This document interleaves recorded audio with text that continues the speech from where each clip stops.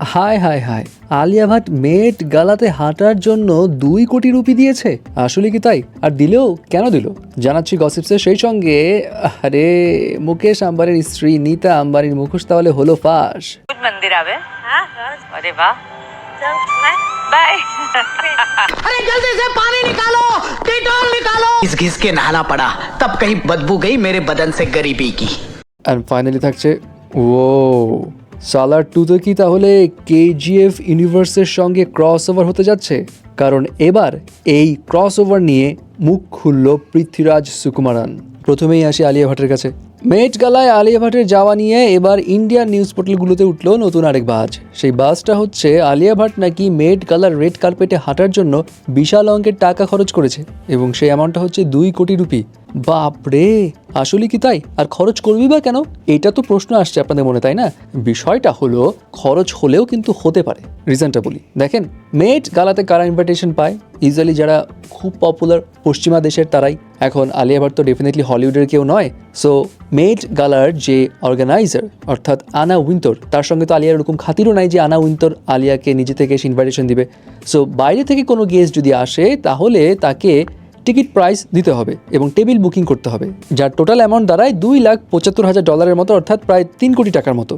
So Bangla টাকায় 3 কোটি টাকা খরচ করে আলিয়া ভাট কিন্তু সেখানে গেলেও যেতে পারে। তবে এখানে একটা কথা আছে, যদি আলিয়ার এই টাকা খরচ করে ওখানে যাওয়ার প্রয়োজনই হয় তাহলে এই টাকা হয়তো সে নাও দিতে পারে। কারণ টেবিল বুকিং মানে ইউজুয়ালি বিভিন্ন ব্র্যান্ড বা কোনো বড় ডিজাইনার তারাই পে করে থাকে আর্টিস্টদের হয়ে। সো এই ক্ষেত্রে হয়তো সব্যসাচী টাকাটা দিয়েছে, হু নোজ।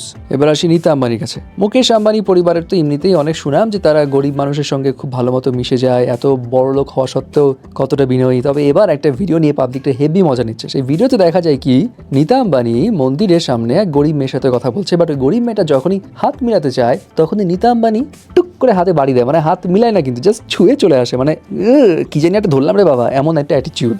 সো এটা নিয়ে এখন পাবলিকরা মজা নিচ্ছে। কেউ বলছে এই তো আশপাশে মানুষজন বেশি নাই আর মুখোশ হয়ে গেল ফাঁস, এটাই করে এরা, ক্যামেরা না থাকলে তাদের ভণ্ডামি এভাবেই সামনে আসে।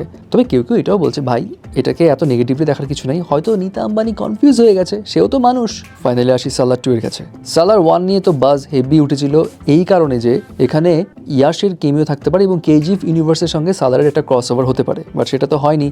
ইনফ্যাক্ট কখনো যে কেজিএফ এর সঙ্গে ক্রস ওভার হবে এই পসিবিলিটিটা আমরা আর পাইনি, কারণ সালারে যে ভিলেন ছিল সেই ভিলেন গারোরা ক্যারেক্টার করেছিল কেজিএফ এ। সো সালারের সঙ্গে কেজিএফ এর কিভাবে ক্রস ওভার হবে এটা তো একটা মানে বেড়াচাল হয়ে গেল, তাই না? বাট এবার পৃথ্বীরাজ সুকুমারান যে সালারে প্রভাসের বন্ধু শিব মান্নারের রোল প্লে করেছিল সে এবার মুখ খুলল। টুইটার পোস্টে সে জানায় শিব মান্নার হচ্ছে সবচেয়ে কুলেস্ট একটা বান্দা এবং সালারে এবার হতে যাচ্ছে আনবিলিভেবল একটা ক্রস ওভার। এখন ক্রস ওভার এই ওয়ার্ডটা শুনেই অনেকের মনে আবার আসা জাগে, তাহলে কি পৃথ্বীরাজ সুকুমারান কেজিএফ এর ইউনিভার্সের সঙ্গে সালারের ক্রস ওভার ঘটানোর কথা বলছে? আসলে কি এটা হবে? ইয়াশকে কি সত্যি দেখা যাবে? জানি না ভাই, দেখা গেলেও কিভাবে কি নিয়ে আসবে who knows, but let's see. Cross ওভারের কথা যখন বলেছে তখন ডেফিনেটলি কিছু একটা তো হবে।